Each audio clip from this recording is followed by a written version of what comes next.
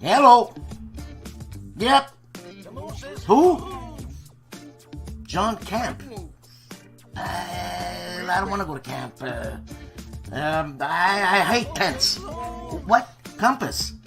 I told you I don't want to go to camp. I don't need a compass. I know how to get around. I get up. I go to my washroom.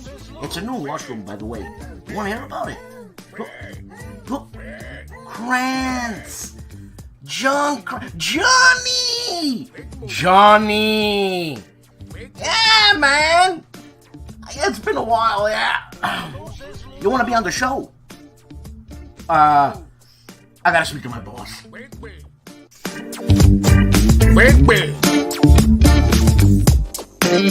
The moose is loose!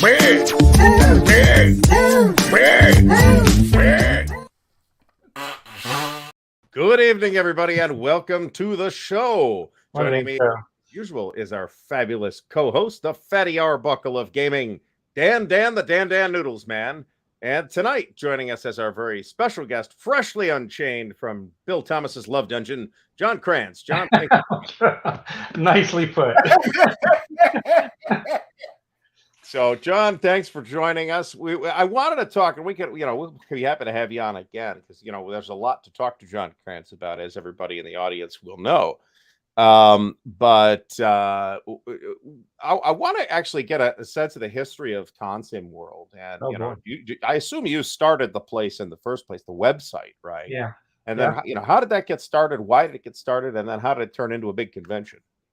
So the Consim World website started in the 1990s. I think I was trying different technologies at the time. Perhaps radiocarbon dating would be of use here. It was a long time ago. So I was very active on Genie, the Genie network. So I'm dating myself, but Genie was the place to be for all thing Consim War Games. And then they changed their pricing policy. They went with a different model. So yeah, you can't really stay a subscriber anymore with Genie. That platform went away. I think folks tried AOL. That didn't work out. So I looked for various solutions. There was something called Spider Island at the time that was sort of an online community concept. And I came upon this thing, which I'm still using over 20 years later, which is Web Crossing. And what I liked about Web Crossing, it pretty much copies the Genie interface. It's text-based. It doesn't have all the fancy graphics and widgets and all the great capabilities that all the modern community sites have today, which I actually have a different community site that provides that now. But for actual discussions, we've done that over 20 years on the Consim World forum, which is a little crazy because it's got so many, man, you can go back, hit the first message on a lot of topics. You go back to 1997, I think. And you learn about, I'm thinking about doing Great Battles of Alexander, a new series from Richard Berg. You find out sort of, all these games that were done 20, 25 years ago, people talking about them, and all that's still captured on the discussion forum. So the history is all there. And that's how the whole Consim World concept came about. You asked me about the expo, right? Yeah. So when did that get started? And was it synonymous with MonsterCon, or was it like? Yeah, I started it as it started through the Consim World Forum since it was there already for a few years. So in the year 2000, I had a Christmas break from my job. I was sort of burnt out. And I had a dream, a very lucid dream, where I was at a game convention, and in a ballroom there were all SPI monster games being played, including like a monster game that's never been published by SPI, but I saw the detergent box. It was Burma. It was a detergent box like Typhoon called Burma. But I had this dream like, that would sort of be cool because Origins wasn't quite the same as it was in the 80s or whatever. And I thought, wouldn't it be nice to have a whole week dedicated to monster games, just like my dream? So I proposed that idea on the forum, and about 80 or 90 brave souls said, yeah, we'll do the trek out to Arizona in the year 2000. And this will be our 22nd anniversary because we missed 1 year because of COVID. Otherwise, it'd be our 23rd anniversary. But it's our 22nd anniversary event late August. And I'm really excited about it. It's been great. It runs itself because everybody is so enthusiastic to celebrate the hobby for a week and forget about real world pressures. It's just a lot of fun. So it's funny, John. You're a mild-mannered man. You don't have a big head like ARDY. Like you can tell he plays war games. Oh yeah. I do have an enormous but humility. you're really like I don't know, for lack of a better word, a real nerd for heavy war games, man. It's like it doesn't, you don't ooze that. I like the traditions because I missed out. So when I was growing up, when SPI was real big, I didn't have my brother dropped out of the hobby. He left cold turkey because we had a bad gaming experience. We tried Avalon Hills Creekspill, and he hated it so much he never touched a war game after that one session.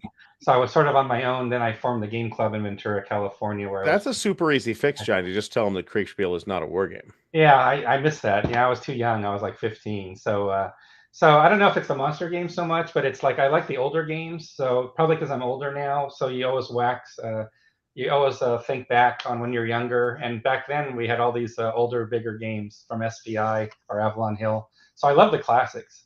I'll even have like, I know you already, you're big on GDW Europa series and all that. I've watched your episodes on that. I'm inclined almost, I go back, I've like tried to collect DNO and Unenscheiden just because I want to have like the original works that were done. Like I go back to the original Lava Ties, the very first with the crude graphics. And I just appreciate all the hard work that went into those early versions. So I'm very old school, but at the same time, certainly, I mean, I appreciate all the new stuff being done. I live it every day with Compass and with the Consulate Forum supporting all the publishers. So I realize digital age has taken us much further with how games are produced, but there's something about these older classic games. There's just something special about it, maybe just because it reminds me of my youth. They were produced for basically no wages. That's where the magic comes from. Then you see the price point for $5, you know. Oh, yeah.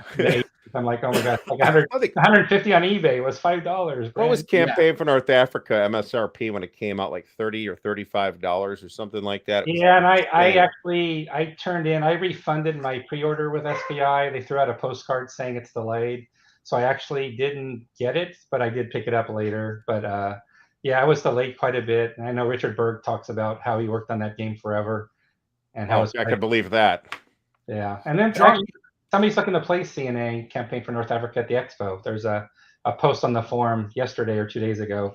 Somebody wants to get 8 people together to do campaigns for North Africa. Clay Stone from New York's going to be attending. I was going to say Clay's played it online on Vassal. Yeah, so he's going to do La Bataille. He's going to do La Bataille with a group of guys coming with him. So he's not going to do CNA himself, but I'd love to see North Africa. That'd be the first time it's ever set up. We actually had it on. Was this in November? I think this was in November at Compass Expo. Oh, somebody had Paul Koenig brought. I think it was Paul brought the maps and laid it out. Yeah, I think that was as close as I got, and I of course took pictures and said, check out this micro game that we're playing. Yeah, we already finished the game. We didn't get pictures in time, but we already played the campaign. Yeah. So why go ahead, Dan. Okay, thank you. And for God's sakes, John, you've been deep in the business, okay? And you having a long history with all of this and whatever. This question here, it's like, for me, it's a two-pronged question. Okay. Were they simpler back then, rules-wise? And yes, it was fun, but rules today are much better, aren't they? Really? It's impossible, I think, and I'll let John weigh in on this, but I think it's impossible to provide. There were different games done. Even in the old days, there were some fairly complex games done. So I think Santa Cruz was one. I mean, there were a few games that definitely pushed the envelope in terms of complexity. I don't know if SPI games ever got overly complex, although some would say Air War could get there sometime. You know, there's a few games. I don't think the games were overly complex back in the day, but I think the difference back in the day, which to me was more interesting, was people had more time to focus on a certain game. So I love reading the first 10 or 20 issues of Fire and Movement magazine because the articles are a true art form. They're not rushed. You can tell a lot of time and effort. They really sort of matured over time. The reviewers, most of the reviewers, spent a lot of time analyzing the games. I just feel like things are much more rushed these days, especially rushes to judgment. And I think part of that's the internet. You know, we got to do the unboxings, and that's separate. That's all well and good. But people are sort of deciding within an hour if the game's good or not, and here's why. Right. And that wouldn't happen. That wouldn't happen in the 70s or 80s with technology. We would have a lot more time to really savor a game and really play it several times. I don't think people are playing games several times so much anymore, or it's very rare. I think that's the difference because we're inundated with exciting titles that we've got to try out. So there's just too much right now. There's just too much. The candy store has gotten the size of Macy's. There's games everywhere, and it's incredible what's happened to the hobby. But I really like the focus, fire, and movement and what we had in the older days, where you could really latch on to one or two titles and really go deep with them. And I feel like that depth of games or gaming experience is somewhat lacking, which is why I go back to the convention. That's why I like having a week-long, one full week. You're not rushed. You can really spend time with a game you've had on your shelf for 20, 30 years and actually play it through 4 or 5 days for maybe the first time. So I'd say rules being more complex, that's going to come with the territory because there's thousands of more games today than there were before in the 80s. So of course you're going to have a lot more complexity to games. But I'd also say it's easier to manage complex games because you've got the internet for Q&A. You can get immediate answers. You get immediate clarifications on errata posted. You get tutorial videos, which we never had before. So Right. even though games are more complex, in the end, the learning curve is probably less. Because in the 70s, you were stuck. If you were stuck on a rule, you get to wait a week or two with a self-addressed stamped envelope for a yes/no answer from Avalon Hill. So yeah, I mean, it's just a whole different age. But I appreciate what we had in each generation. What each generation has had to offer, I think, is really unique and great in its own respect. So A lot of folks. I missed the original Origin. Somebody posted, Jeff is posting here about, I missed all the earlier Origins events, which I wish I hadn't. So I didn't go until much later to Origins. I wish I had been to the early ones. I didn't go much till much later. I have a hunch, John, that you and I are actually close to the same age, by the way. But I'm 59. okay, so you're a few years older than me, but not that much. I'm happy to report John is older. You are. I do feel like there's a different understanding of where complexity falls now than there used to be, because I used to look at like I think the best example is Third Reich, right? The original Third Reich, which I think was like a 9 or a 10 on Avalon Hill's 10-point scale. And it was considered really friggin' complicated at the time. But, I've like got it now and I'm looking at it. I'm like, wow, this is like a 6 now.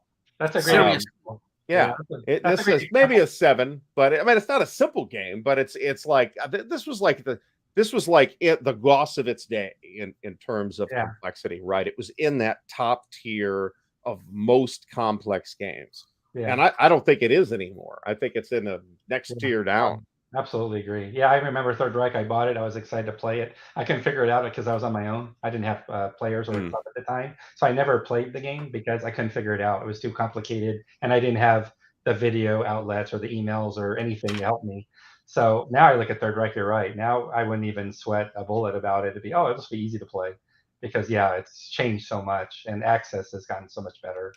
But yeah, I can definitely relate to what you mean by Third Reich, because I thought I couldn't crack that back in the 70s or whatever it was. At the same time, I have this argument on Twitter all the time with people who are like, SPI's games were so complicated. It's like, man, not so much. Like Blue and Gray had like 4 pages of rules. Yeah. It really depends on the game, and it really does. Most games from SPI were very playable, not many pages of rules. I don't know too many games from SPI that had a lot of pages of rules. Really? Period. Yeah. I think maybe War in Europe's got a lot spread out over 3 books. War in the Pacific's got a fair amount. I've actually never owned a copy Campaign for North Africa. So why then the reputation that SPI is difficult? People aren't remembering it clearly is my best idea. Yeah, I haven't read many comments on SPI. I mean, I'm a huge fan of SPI because I like the energy that came out of SPI. Like, it was so exciting to have the U-Haul truck, UPS truck pull up, and I wish it was a U-Haul truck, that much boxes, but it was maybe one small box. But yeah, SPI was really exciting because they had so many titles. The magazine was great with the game in it. Great magazine games in the time. And I loved all the SPI stuff, even with the turkeys. I mean, there were a few turkeys there, but they published so much, and it was so much energy coming from them. I thought it was so. What is the last game, John? Jason W asks that you've played just for personal enjoying? Yeah, that would be at a convention. I played Operation Typhoon from Oh, SCI. that awesome. Like, my favorite game, and everybody sort of knows that. So if somebody's got it set up, they try to wrangle me in. So I did a few turns of that. So I'll play that. I'll play that anytime. I mean, that's a fun. Even though it's sort of one-sided, I get it. It is.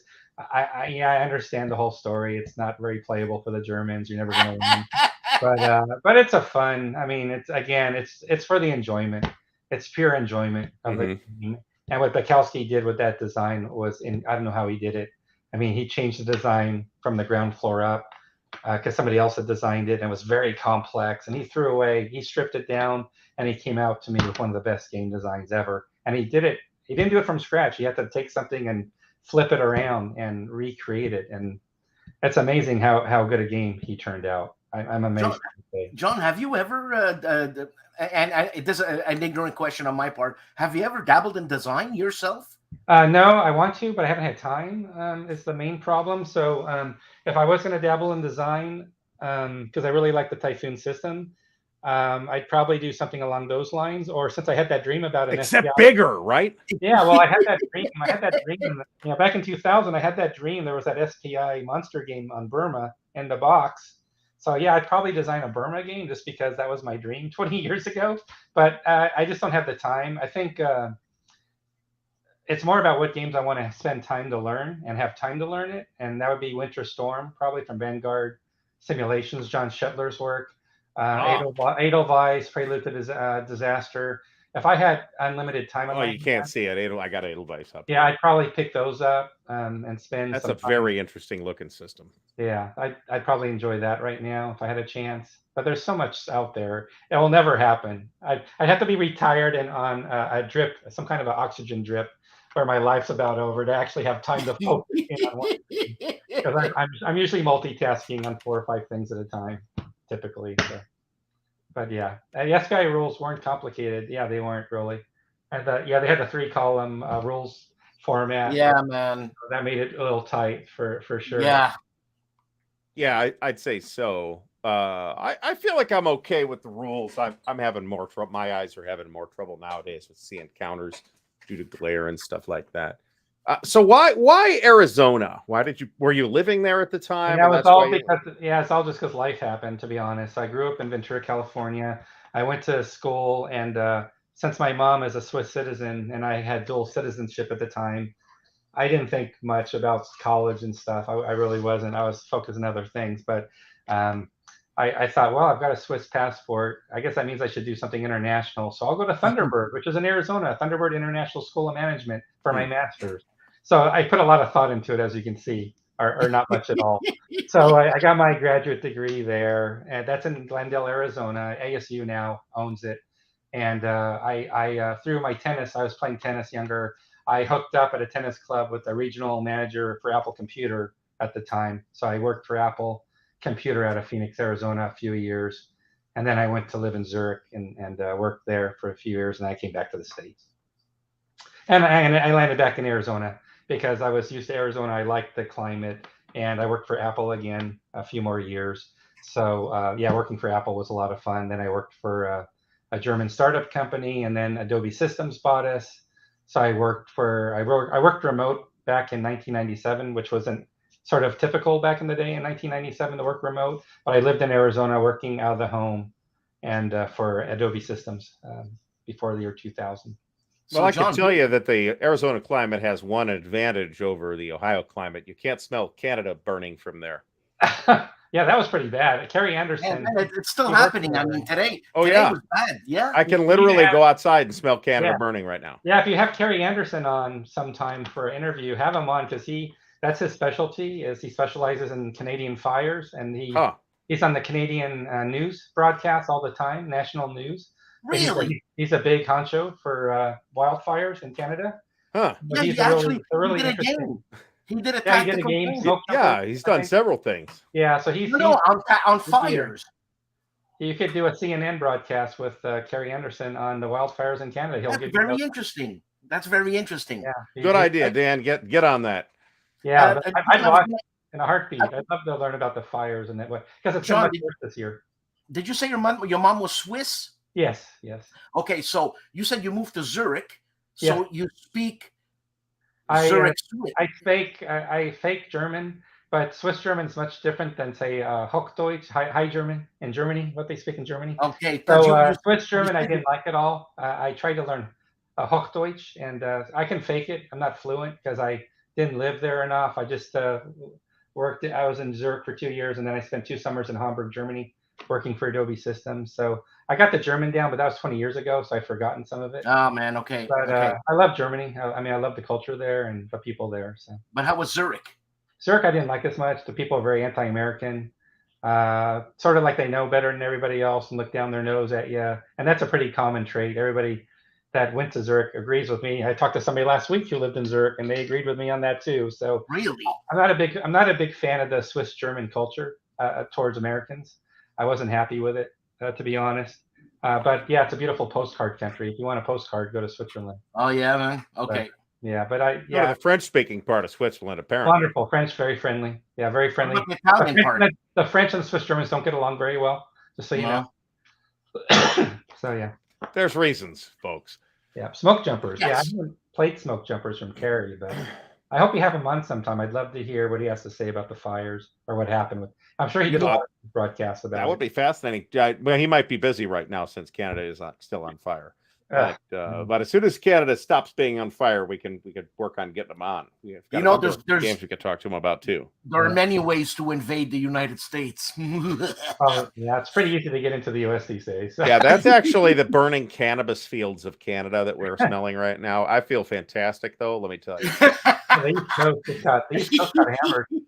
That was crazy in New York. That was 2 weeks ago, 3 weeks ago. How bad it was in New York, where they had to shut it down. That's crazy. Yeah, it hasn't been that bad here, and it actually wasn't as bad as it was yesterday. But it's like, ugh, air quality is bad now. Yeah. So you said you got what? You said like 80 or 90 people starting out with the expo. It was called monstergame.com because Mhm. from the dream, it was about spending a lot of time for a monster game you've never had a chance to play in your life. That was sort of the pitch. Mhm. But then, even with a monster game, we stayed that way. After 5 days of playing a monster game, or even earlier, it could end early. So these monster games could end early. So what do? All these pickup games start happening. So we just evolved naturally into, hey, maybe you don't want to do a monster game. You can just do open gaming. So instead of one big game, you do 4 or 5 inside of a span of a week.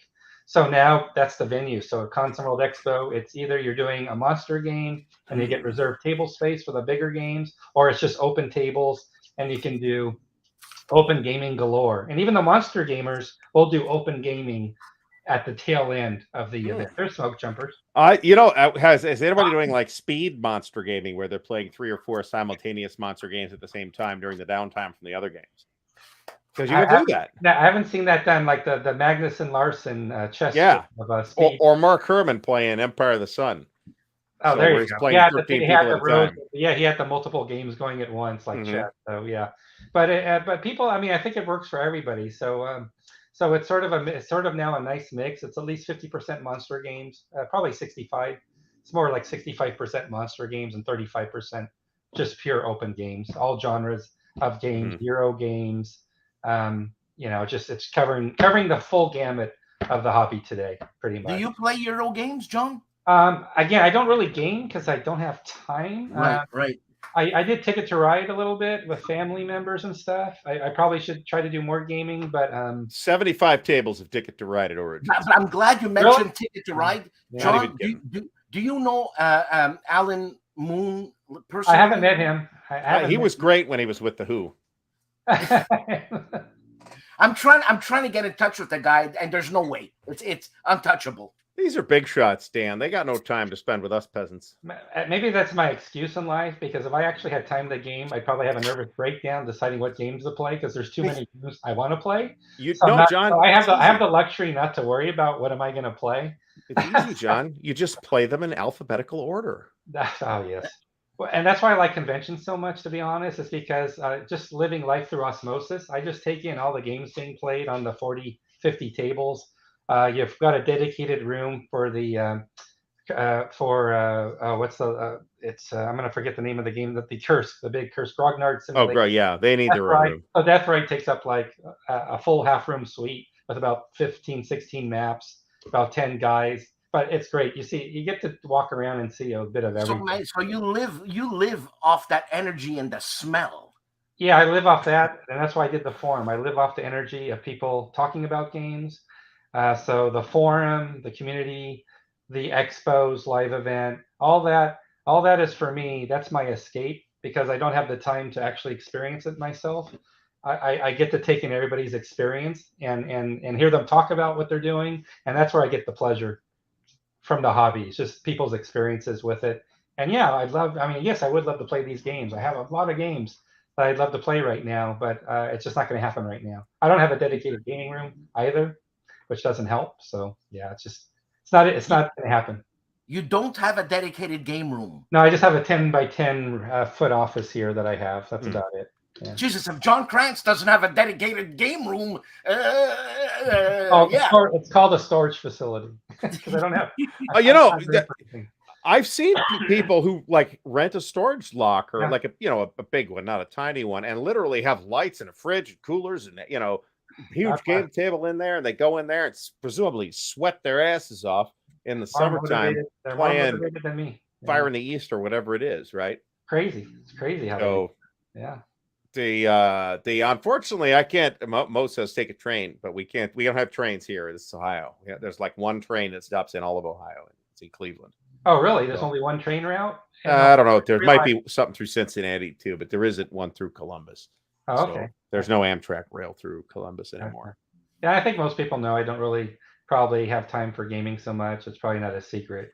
It's almost like you're busy or something. Everybody jokes around you're going to play a game at the expo, right? And of course, then it's impossible because then I have to make sure everybody's taken care of and things. In fairness, I would have no energy left over if I had to deal with Bill too. So it's a fast pace. It's actually works out pretty well because I always wish I could be in New York at SPI offices and that volume and energy. And yeah, I'm not in any office with Bill. I work remote based I'm out of Plano, Texas is where I live.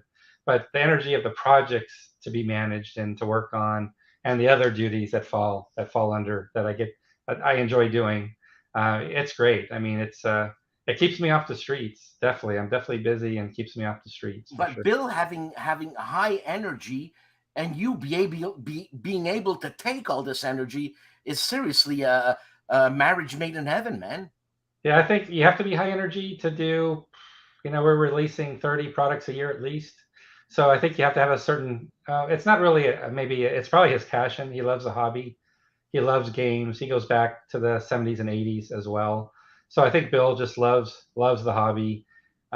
He was doing one game every 2 to 3 years, dabbling when Compass first started, but he always had a dream that Compass would really be a full-time player, doing more than 1 or 2 titles a year, maybe, for example. Well, I think mission accomplished. That was his dream. I think so. That was his dream. He wanted to do more than 1 or 2 games a year. And I'm sure when he was younger, he must have flipped a few tables, huh? Yeah, he loves World War I from SPI, the War in Europe module, World War I module for War in Europe. That's his favorite, he told me. So there you go. Yeah, well, Bill can't be right about everything.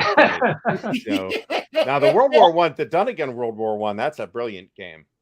But we have a lot of World War. Compass has a lot of World War I titles that are pretty popular. This has been observed from time to time. We do a lot of topic. Which I sort of like that approach. I feel like every designer, artistically, we like to support every designer's approach. So it's not like, oh, we've got a game already on North Africa World War II. We're not going to support your design because we've got something in the queue. We've actually got 4 games on North Africa in the queue right now. So you got Ernie Copley's game. Ernie Copley's, David Crawford. Wait, did I get that name right? No, I got the name wrong. So Copley. We've got African Campaign already released. We've got I've got a project. I'm going to forget the title. Damn it. There's another title, Sandstorm, that's being worked on as well, which is a more complex. It uses sort of a quasi card-driven system, but it's fairly detailed. Gets pretty heavy into supply and command control logistics. But it's almost like it would sort of look like Path of Glory if you stood way back away from it, but it's a fairly detailed operational game on North Africa. So Sandstorm for sure. So there's 3 or 4 designs right now that are in various states for the full African campaign. So, but it's each each designer has a different vision and approach to the design. So we love that. We want to support every designer as an artist and support their efforts. So we're going to release them all. We're yeah, but how can you do that with time restraints, man? Oh, we just stagger them. So and that's part of what Bill does. So Bill has a warehouse of products, finished goods, I guess you would call it. So there's unreleased games, about a year's worth at least, really? that are in the warehouse, because and that makes sense from a business standpoint, because if you think about it, things go sideways with China or another supplier. What happens if your supply chain dries up and you can't bring products over? It's nice to know you have a year's worth of inventory. You can just okay. So he can draw. I guess that's what, is that an OCS term? Yes. ARDY. He can throw the games to the customers from the supply source. He can throw from the warehouse with the finished products we have. Wow, yeah, no, that's pretty smart. Business-wise, that's incredible. Yeah, most help them sleep at night, I think, too, because you don't have to worry about where the container is and oh, do we have enough in the pipeline? Can we release 2 games this month? Yeah, you pretty much can for a while. So he's got that. That's why I like that energy, because it's sort of like that SPI feel that yeah, it's at least 2 games a month you're releasing. You could release more theoretically, but you're not doing that because that would saturate things even more. But the amount and variety of games, and there's a lot of games I don't know anything about because I'm not the project leader on these other games. So there's games I'll literally find out about in a live town hall session. Because really? there's other project directors, there's 2 or 3 others working on their games that I've never seen. So Bill's playing 4-dimensional chess, unlike the rest of us. So and I had forgotten about this too. The Chadwick Operation Crusader. I'm very interested to see what that. Yeah, that's a redesign. So I talked to Frank, and instead of doing sort of I always ask every designer for a game that they've published, do you want a second swing of the bat? Do you want to change it a lot or keep it the same? Because I do like the original Operation Crusader a lot, just 1 or 2 small changes. And he told me, no, I want to change this a lot. So he really streamlined it. Of course, the blind element of the logging is gone now, which would be hard on players today. So there's no more logging of moves, that you pre-plotting of moves. That's all gone now. It's a more streamlined, compact system. So it's a distant cousin from the original game, but it's still the same size, unit scale as far as that goes. But it's a much simpler game. So that might scratch some people's itch to see a simpler version of the game. I still like the more original version personally, but I would still want to have the new one, because that's Frank's coming up with some good ideas, design ideas for the newer one, which I think is good. So that's being worked on. How does past success of a certain game affect the decision of Compass printing another copy, a second edition or whatever? Yeah, that's purely that's a great question. So that's inventory. So based on inventory, we'll reprint. Bill will definitely reprint games. I mean, there was a spate of games that took 5 years or longer to sell out, and people asked, please reprint like Baton or these other titles. And Bill's like, guys, when I do a print run, it's not 500 copies. It's a lot of copies to make it worthwhile. And it took me 5 years to finally run out of the last few hundred units, maybe. So I'm not going to do it makes no sense business-wise to do a print run, hard copy print run of the volume you have to do. So he let loose on some titles that were slower moving. He sort of let loose on those, and that was announced over a year ago. But now it's a pretty steady stream now that games go through like a second or third printing now, pretty routinely. It's like Third World War series, NATO's gone through at least 3 printings. Sometimes the pre-orders, when we get near shipping, will kind of spike on us a little bit, or a game will take off at the very beginning, largely because of you guys as content contributors. When you come upon a game you like and you talk about it, there's usually a lot of orders that could trigger based off that. So when Bill has a good idea, because he shared this with me, he knows really good, even before the first shipment has gone out, before that first print run has gone out, he might already have a reprint order in the works with a printer. Even though he hasn't shipped that first product yet, he's already got a second order going in the printers. Just given the demand can really spike, and that's something he says he's gotten much better at. That he feels like he's got a better handle on how orders are now spiking, how it had spiked on him, or he was finding, oh my gosh, I got to do a second print run, and I'm still shipping the first print run. It's crazy, but he's really got it down to a science, I think now. So we'll know just from units. We'll just know from the units sold, what's a hit or not. And sometimes Let's see. we'll guess wrong. Sometimes we'll think this game might not do very well, and then it will just do gangbusters. So yeah, we're surprised in many different ways for sure. So, like, I mean, Compass has revived so many older games. What about like those cheesy games, cheesy titled games like Time Tripper or The Creature That Ate Sheboygan, stuff like that? There's no interest in that. Yeah, there is interest. So, and Bill would say this all the time. He says if a designer will come to us with that idea, yeah, we'll help you, we'll back you, we'll support you. We've got the whole production staff and crew will help make that happen for you. The artists we have. So that's definitely doable, but it always falls back on the designer. We're not soliciting. We're not doing like the old SPI days or the Decision Games mega feedback concept, but we're soliciting. We're asking you, the gamer, what games would you like us to try to do? We already get that from our town halls. So when we're doing a town hall every other week, we're seeing all these ideas. They're coming in constantly to us. So that's not a problem getting ideas. The problem is finding the designers to do them.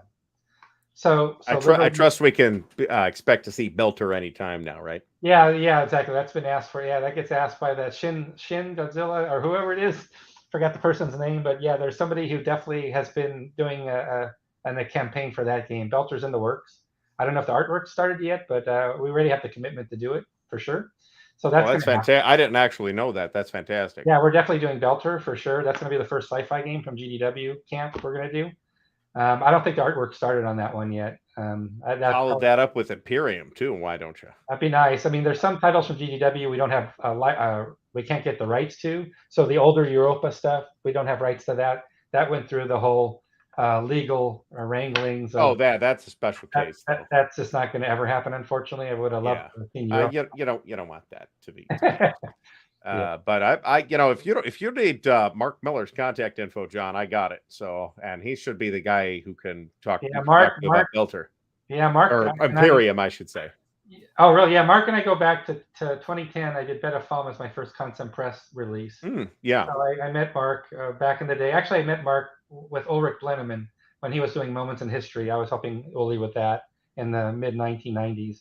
So I met Mark Miller and his wife Darlene in the mid 1990s. And we've worked out a deal with Mark already on the rights to all the GDW games that he holds. So we sort of have carte blanche on those. Well, that's just fantastic. That is literally doing a lot of GDW stuff for sure. Well, I'm not as a GDW fan, I'm not complaining. So it gives us a chance. I mean, a lot of that stuff's hard to get now, right? Not irrespective of the price, it's hard to find. The stuff's getting older, like we are, and the stuff's at least 30 or 40 years old. So I remember we did a poll, like when we first closed the deal for GDW, we asked everybody in a town hall, what would be your favorite GDW game to see? And the number one pick was sort of a combination, 1940, 41, and 42 from the Series 120 games. So that game is, I don't know if it's in the warehouse, I think now, actually. So that's a single box title combining that has all three games packaged together. Very nice value package on that too. Yeah, so that's going to be a good deal. Combat. That game Combat, yeah. I mean, it seems to be quite successful. That game. There's two volumes. Will there be another volume? Yeah, there's one being worked on, I think, for Market Garden, if I'm not mistaken. And then after that, it doesn't look like it's going to happen for the Pacific because of the change in scale. Bill's already talked to Ross about that and others. So we don't see Combat really going much further than it's probably going to go. Yeah, unless there's a surprise. It could always change. But I believe Combat, we're going to do Arnhem. And after that, I'm not aware of any plans for Combat beyond that. But I hear it's very popular. Absolutely. There's a couple. Dad versus Son has done a ton of video on it. A lot of videos. He does a lot of videos. A lot of videos. So another vote for Belter right here. Shut. So you played Belter then in your day. I actually have played Belter. I actually think it needs it's a game that I think a lot of people. I don't know if it's a game that I think is that suited to the modern market if released as is, but let us know. I love that game. Let us know. That's why I like the designer series projects so much, is because it's not just asking the designer what they want to change or keep the same, but we have a treasure trove of internet information files, Q&A, comments, bonus. People do their own homebrew scenarios and rules, and there's so much research to draw on for these older games that it's always fun to sort of revisit these. What can be done to improve? I feel like the Third World War development folks might be tapping into some of that too, because some of that is at least topically the same type of stuff that had been released or was out there as fan material at one point. That's a big focus, and I led that project, and that's always the first step I do is gather all the materials, all the printed matter from the internet, what's been done for the series, what do people agree with. Everybody on the project team has played Third World War constantly in their lives, so these guys were hardcore Third World War series players. They knew the game inside out. I had a group of players that played it at Console World Expo one year.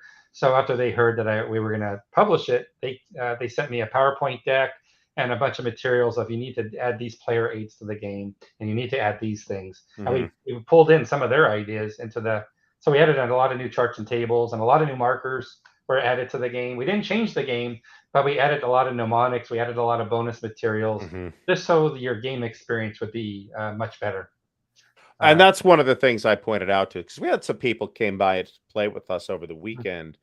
Lots of them were, they had wargamed before, but they were not familiar with that system. But a couple of them were. They say, "Oh yeah, I played this back in the day," and everybody was in agreement at the end.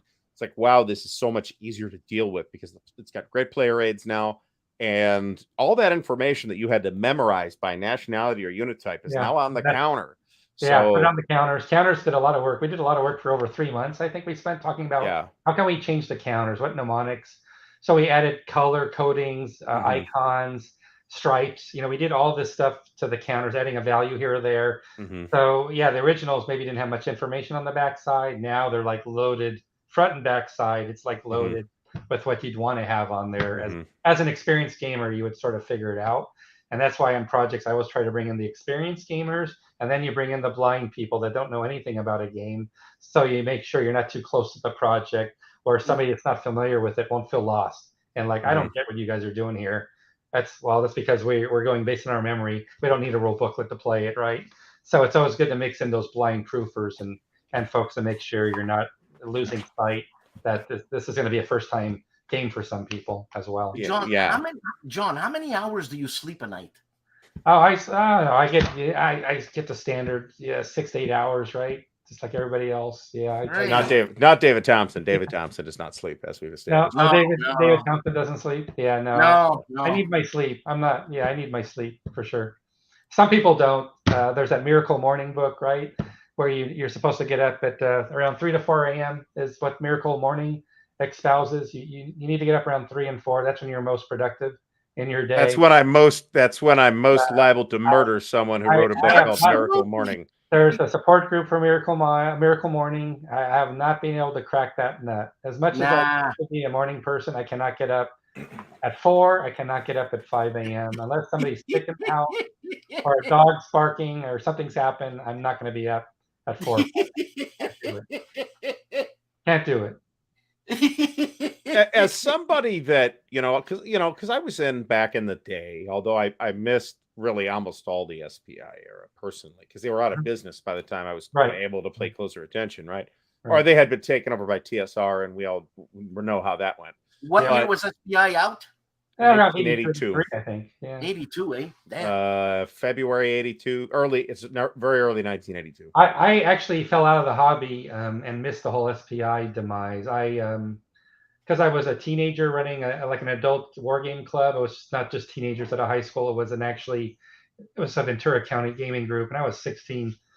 So I had like 100 members, adults, and I was in charge of it. And I loved doing it. That's why I always had this affinity for communities. But something happened where I had a physical burnout. I was supposed to wake up open the library for the Saturday session, and I was throwing up just thinking about the hobby. I literally at 16 years old. I was 16. I was literally throwing up, going to the bathroom, just thinking about war games. So that's a sign of physical burnout. So I went through that, and I quit cold turkey because I had no choice. That happens when I think about miniatures. Miniatures, really? I'd love to get into miniatures, believe it or not. You definitely don't have that kind of time. No, that would be very neat. But unfortunately, I missed the whole SPI demise because that was horrible. I mean, what happened there? That was just, That was really tragic. And again, if you're losing money on every distributor sale you do, every retail sale, you're losing $1 a game. Yeah, you're going to go out of business. Unfortunately, they just didn't catch it in time. Can you run us through quickly what happened with SPI? Yeah, they were losing money. So, I mean, there were some things like the plastics, and there were some things changed. So from a supplier standpoint, think about what we're going through today with inflation. It's probably a good way to look at it. So if you have inflation with components and costs and you don't adjust your prices in time, you're going to be losing money there if you don't make adjustments. What really killed them, and they didn't realize this at the time, is they were losing on every deal they made to retailers or distributors. They were losing money. My God. So they didn't catch that in time. So unfortunately, they ran out of cash because they missed that. And where was Bill? Yeah, Bill would be all over that today, right? He would. He would have been good for SPI if given his financial prowess. Unfortunately, we didn't have Bill. We had TSR instead. So they borrowed the money from TSR that they needed to a week later or something. They came in and said, "Okay, yeah, thanks." Yeah, thanks, but you owe us the money. What do you don't have the money? We paid all our bills. What are you talking about? No, well, you owe us the money. It says right here in the contract. You got to pay us right now. Oh my God. There were some soft landings. Mark Herman did Victory Games as a result. Yeah. Kevin Zucker did OSG as a result. So yeah, it was unfortunate. But I missed that whole. David James Ritchie ended up going to actually going up to Milwaukee really? Up to Wisconsin and that didn't last long with TSR. Oh, did he stay? Okay, good. Yeah, he wrote a bunch of D&D stuff actually. Oh, really? Oh, I didn't know that. Yeah, didn't know that. But I think he actually took that job before the SPI collapse. Okay. I forget who told me that. It might have been John Butterfield. But I'm going to take John's word for it, obviously. So, yeah. But there's like a lot of games that came out in that period of very late 70s. Yep. Through mid 80s or something that I kind of missed. I mean, I was paying attention starting in about 1982 or 1983, but then it was Avalon Hill, right? Because Avalon Hill was still around. I could go to Sears and buy Avalon Hill games, right? Remember that? Exactly. Yeah. So a lot of that SPI stuff and the earlier GDW stuff, that second edition Europa stuff started coming out right around that time, and it was very expensive. I was like, oh, firing these, oh my God, it's like $75 or whatever it cost. Exactly. But trying to run this stuff down nowadays is pretty challenging, right? What are your strategies for hunting down old vintage war games? Well, I think we've gotten lucky. A lot of people have gotten lucky with Facebook Marketplace. I think those that are on Facebook, the Marketplace, I think, has been really good for people to find games there. I know the Console World forum. Sorry, I have to plug it because the Marketplace. there's no cost. There's no percentage going anywhere either. It's like Facebook basically. It's just a free area. But there's a lot of deals on Console World Marketplace all the time. I know somebody got gifted the entire S&T magazine collection. So Seriously, just pay the cost of shipping, and you're going to have the 100 issues I have. They're all mint. So, wow. There's some crazy stories that have happened on Console World. People getting some stuff, or some older people decide, I'm getting out of the hobby now. I just want you to enjoy it. Here, just pay shipping. So there's, eBay is always expensive for sure. I haven't been buying recently because I think I'm pretty much realized I'm at a point where my storage locker is full anyway. So I don't have room for stuff anymore. But I'm so happy I don't have to have a storage locker anymore. Yeah, I'm pretty happy. I wish I had a room. Yeah, I don't have a room. So is there a game, John, that you're looking for that you've been wanting all the time? That I'm gonna say money is no object. No, I don't think so. I think I'm pretty. He has them all. I don't have them all. I don't have them all for sure. But you've got all the soapboxes though, don't you? Trying to think if there's a game. I mean, for a while there, I got rid of years back. I got rid of the original D&O Unenscheiden. So I did pay a pretty penny. I did want mint versions of those besides play copies. So I did pay a lot. Because I just got hooked on, I want the original first run of D&O. Quite a different game, actually, than Fire in the East. Yeah, and I don't mind that. I want to go with the original crap. I'm not gonna worry about Order of Battle, and I just want to enjoy what they created back in the day. And I know how really. So Did you that's get a what I probably CHIT? spent the most money on, I would say.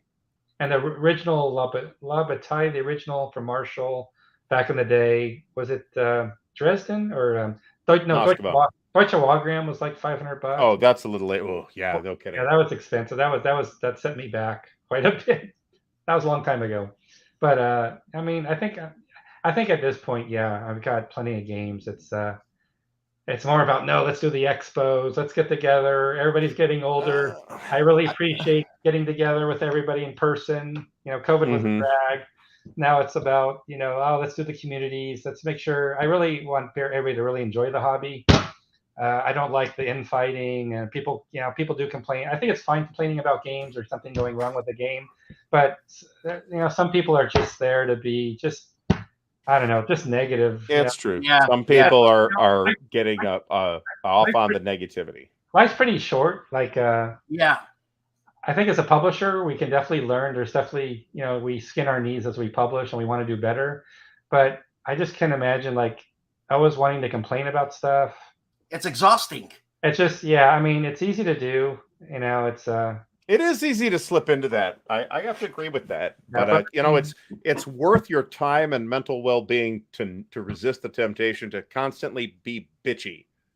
Yeah, like for real. You turn into a miserable fuckface, like Dan. And that's why I like the expos and the events, because everybody there is really like excited to get together, and everybody realizes, some of our friends, unfortunately with Expo, I've done it so many years that some people have passed away that were attending every year. So everybody sort of realizes we're starting to miss people, and it's a little, while it's sad in one respect, it makes it more important for us to really enjoy the moment. So like when we come together in late August, I know every year, especially after COVID, I think was ridiculous. So last year was incredible. The energy level last year was higher than I think any Consum World Expo out of the 20 we've done. Like, I believe that. After everybody was shut in their basements for 3 years over COVID. People were so happy they could be outdoors. There were restaurants open to go to.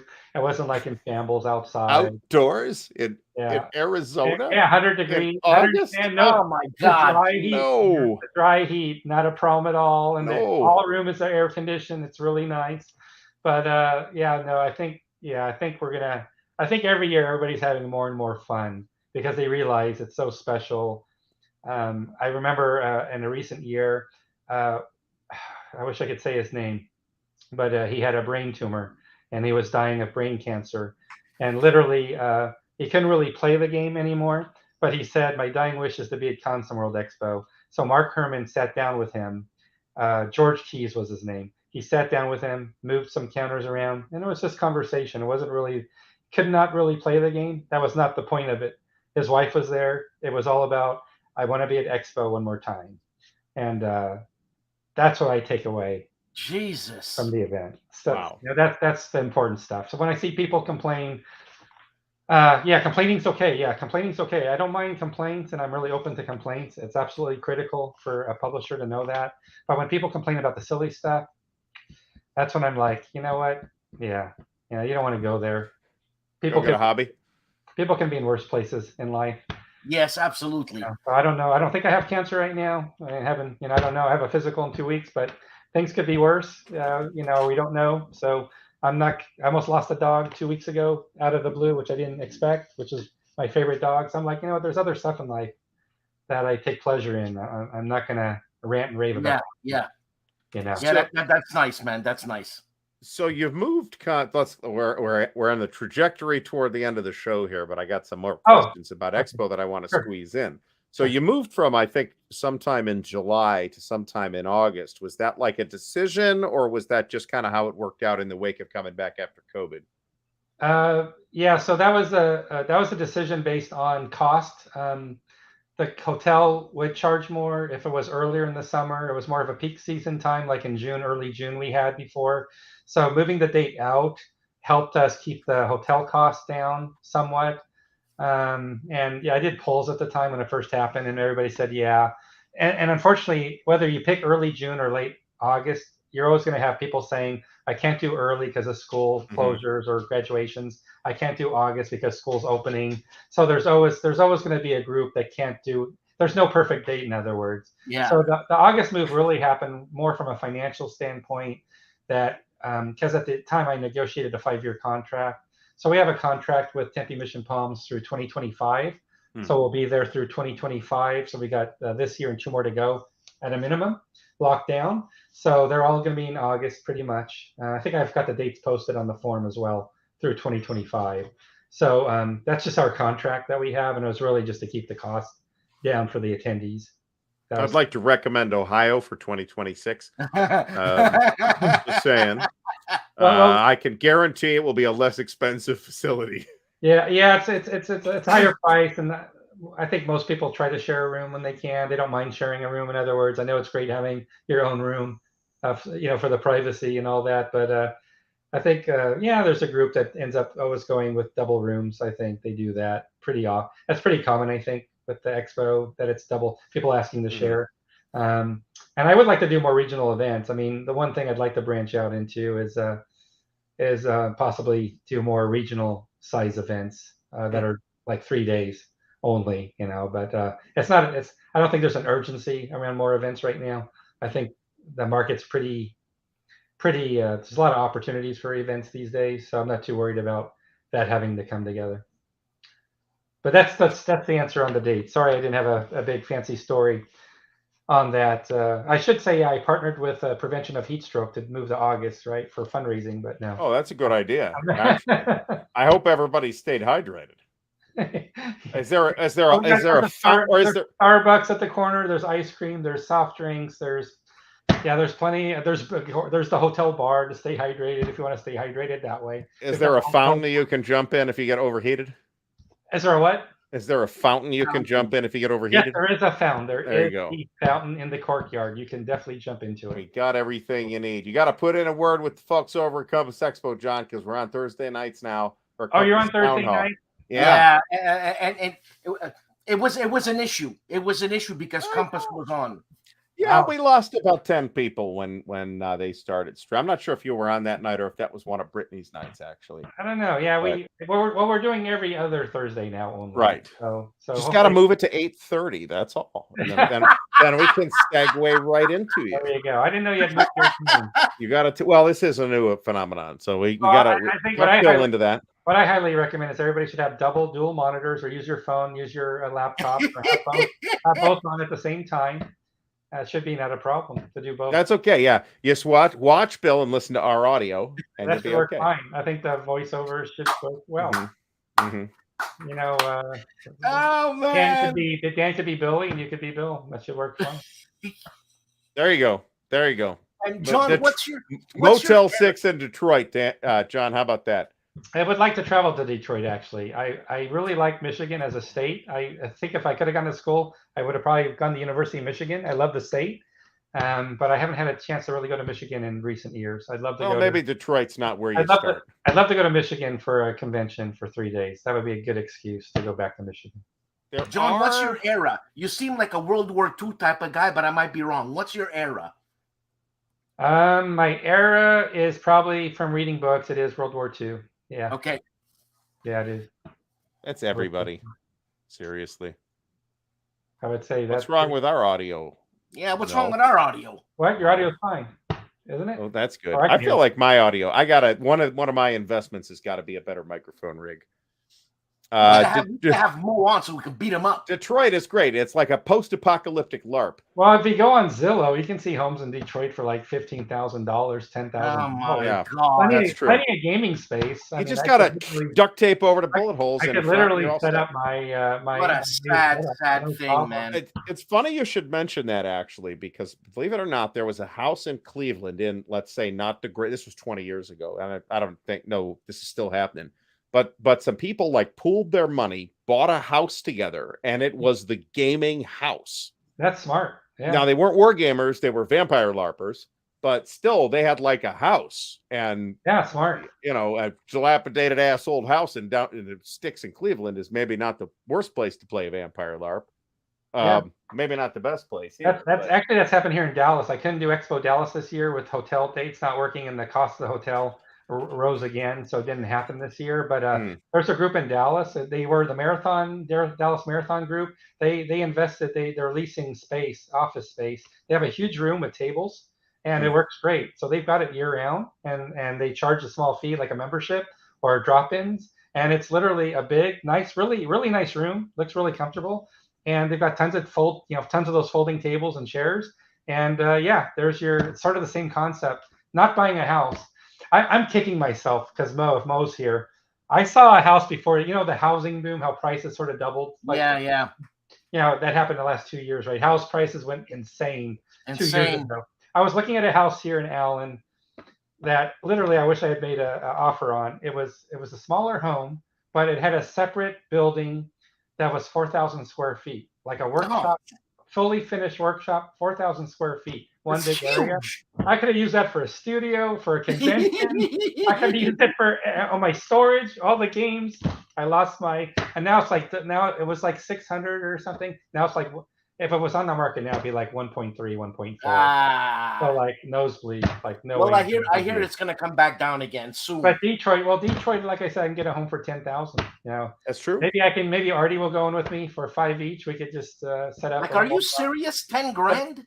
Yeah, you can go on Zillow, look in the dilapidated neighborhoods that probably have 100 mice in them, and shotgun.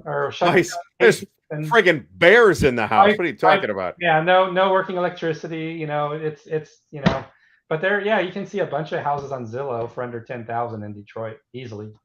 So. Oh my God, that's so sad. Yeah, Mo remembers what I was talking about. Yeah. I'm kicking myself because 4,000 square feet. You can do a lot with 4,000 square feet. Oh yeah. No, it was sexy. It could have been insane, but yeah. I mean, I got 180 square feet out here, and it's almost as much space as I need. I've got 100 square feet right here. Oh. That's about it. That's all I got is right here. It's a little box. All right, folks, we are out of time. I'd like to thank everybody for coming out tonight. I'd like to thank our special guest, John Kranz. Thank you very much, John, for putting up with us this amount of time. And just a plug, we've got 154 attendees for Expo in August. So if anybody's considering some cool weather in August in Arizona, some great shopping, bring your wives, bring your significant others, whoever. I have put a link in the chat. We'll be around 300 when we're all said and done. So that's going to be great. I hope so next year. It's awesome. Not impossible next year. We'll be there next year too. I may come to you with my hat in my hand, asking. There you go. There you go. Can I come? You make you a special guest. That'd be great. I could be a special guest. I don't know why anybody would come to see me, but I'd come and see you. We could have you play Campaign for North Africa as our special. I'm game for Campaign for North Africa. I just have to bring a I just need to know so I can bring the laptop. That'd be That's fun. all. Well, thanks by the way for inviting me. I don't think I've been on. I think last time I was on with Mo and Gang with Gimpy and others. So it's fun to check in. There's going to be some changes with Constant World coming. The community platform, which we didn't talk about, we're actually migrating to a new version from the same company, but they're actually going end of life. They're discontinuing the current platform, so I have to actually move and migrate everything in 60 days. So we're going to have somewhat different look coming to the community, which is the more modernized Facebook look and feel. So that's coming in 60 days. Might have some other things in the works too, just nothing far enough along to announce yet. Oh, can I say one last thing? Our special guest I forgot, our special guest for Expo this year, I haven't announced yet. I'd like to announce it live on the show. Go ahead. So our special guest for Constant World Expo in August will be Jack Rady. He released Coruscant Pocket, and he has never been to Constant World Expo. He's a stalwart of the hobby, goes back Coruscant Pocket in the late 70s when it was released, and he will be our guest of honor in August in Tempe. So looking forward to welcoming Jack Rady. Great choice, actually. And John, I'm happy People's War Games. John, I'm happy you live a stress-free life, man. I'm happy. Oh, I'm living the dream. Games, stress-free and employed by Bill are not compatible. Bill's a good guy. Bill's a a delightful man. We love Bill. He's got a big heart. Trust me. He's fair. He's hard, but he's fair. Which I like. Big heart and a big fat head. Would you accept being on the show? Oh, sure. I ask him. I'd say definitely. I mean, he's got, like I said, he's got a big heart, and he's just a different personality. You know, he's got his own Hey, personality, and yeah, it's you got to get to know the guy, and yeah. But he works very hard. He loves the hobby. He loves the hobby. He loves working on designs with everybody. That's why he's got 5, 6 table setups at his house with different games. It's crazy. And Yeah, this big I don't warehouse. have the room to do that. So yeah, no, thank you so much, guys. Thank you. Thank you, Thank John. Thank you. Everybody have a great night. Yep. Good night, everybody.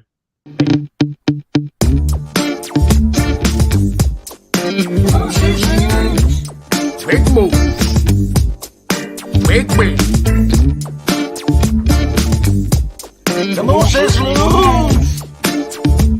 Big moves. Big win. The moose is loose. Big moves. Big win. The moose is loose. Big.